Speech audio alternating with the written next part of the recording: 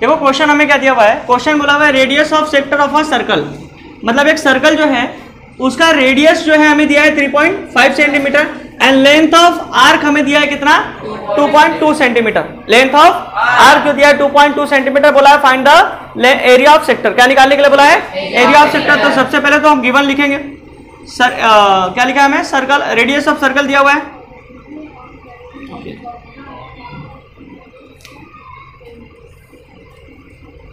Radius of circle यानी कि are हमें दिया है कितना 3.5 सेंटीमीटर, और फिर आगे हमें दिया हुआ है length of arc. Length of arc of circle यानी कि हमें दिया हुआ है एल, कितना दिया हुआ है 2.2 सेंटीमीटर। हमें निकालने के लिए क्या बोला हुआ है? एरिया ऑफ सेक्टर हमें फाइंड आउट करने के लिए बोला। अब देखो एरिया ऑफ सेक्टर का दो फॉर्मूला है हमारे पास, एक तो है theta upon 360 divide by theta upon 360 into 2 pi r square है ना। लेकिन यहाँ पे थीटा वाला लगेगा क्या? क्योंकि यहाँ पर हमें थीटा दिया हुआ नहीं है, तो जब थीटा दिया हो तो थीटा वाला एरिया ऑफ सेक्टर लगाना है, और जब थीटा नहीं दिया हो तो एरिया ऑफ सेक्टर का एक और फॉर्मूला हम लोगों ने लिखा हुआ है, एरिया ऑफ सेक्टर जो होता है वो बराबर होता है लेंथ ऑफ आर्क। सेक्टर जो होता है इक्वल होता है किसके? Length of arc into radius divide by 2। अच्छा लेंथ ऑफ आर्क कितना दिया? लेंथ ऑफ आर्क हमको दिया हुआ है ये रहा 2.2 इंटू रेडियस दिया है हमें 3.5 डिवाइड बाय क्या हो जाएगा 2। कोई दिक्कत? एकदम क्लियर है, बहुत बढ़िया।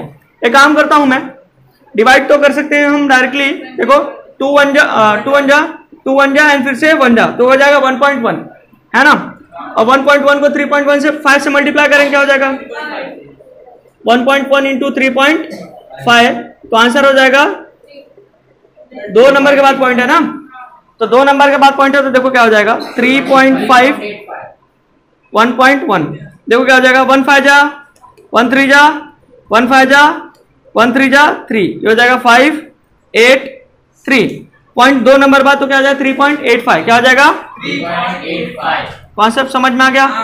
हाँ ना, बोलो बहुत बढ़िया। अच्छा आप क्या निकाला था एरिया? बाकी सारा यूनिट सेंटीमीटर में था, तो क्या हो जाएगा सेंटीमीटर, या फिर तुम स्क्वायर सेंटीमीटर भी लिख सकते हो। समझ में आया? चलो ओके, सो नेक्स्ट क्वेश्चन देखो क्या दिया हमें, radius of circle is 10 centimetre. एक सर्कल जो है उसका रेडियस कितना दिया हमें 10 सेंटीमीटर का दिया हुआ है। बोला area of sector is 100 centimetre, मतलब जो सर्कल बन रहा है उसका एरिया ऑफ सेक्टर हमें कितना दिया हुआ है 100 सेंटीमीटर स्क्वायर दिया हुआ है। बोला find the area of corresponding major sector. तो देखो एक सर्कल जब बन रहा होगा तो 2 सेक्टर होगा, जैसे मान लो मैंने अभी अभी इंट्रो वाले पार्ट में पढ़ाया था, ये एक माइनर सर्कल और बड़ा वाला क्या होगा मेजर सर्कल। तो पूरा का मैं पूरा एरिया का सर्कल मुझे पता है क्या होता है पाई आर, पूरे सर्कल का एरिया क्या होता है पाई आर स्क्वायर। उस पाई आर स्क्वायर में से अगर ये वाला सेक्टर माइनस कर दूंगा, ये वाला सेक्टर क्या कर दूंगा, तो बचा हुआ जो है वो मेजर सेक्टर ही होगा, है ना। तो वही निकालना है, तो सिंपल कुछ नहीं करना है, पहले सबसे पहले तो गिवन लिखो radius of circle, radius of circle यानी कि आर हमें कितना दिया हुआ है 10 सेंटीमीटर, कोई दिक्कत।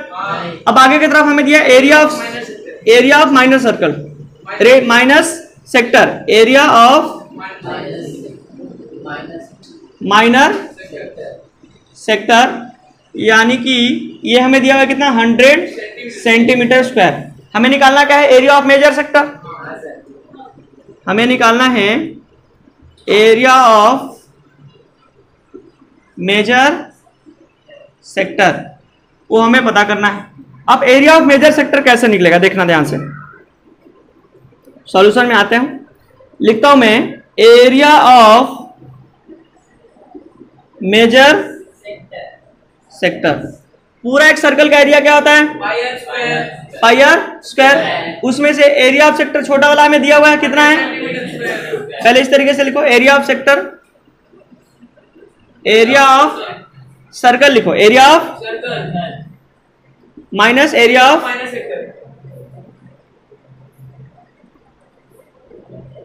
Area of minor sector. अब एरिया ऑफ सर्कल का फॉर्मूला क्या है? Pi r square minus area of minor sector हमें दिया हुआ है 100। पाई की वैल्यू दी हुई है हमें 3 और आर दिया हुआ है कितना हमें 10 सेंटीमीटर। तो 10 इंटू 10 माइनस हो जाएगा 100, मल्टीप्लाई करेंगे हो जाएगा 31.4 इंटू 10 माइनस हो जाएगा 10। देखो 10 इंटू 3.14 करेंगे 31.4 और माइनस 100 जैसा था वैसे का।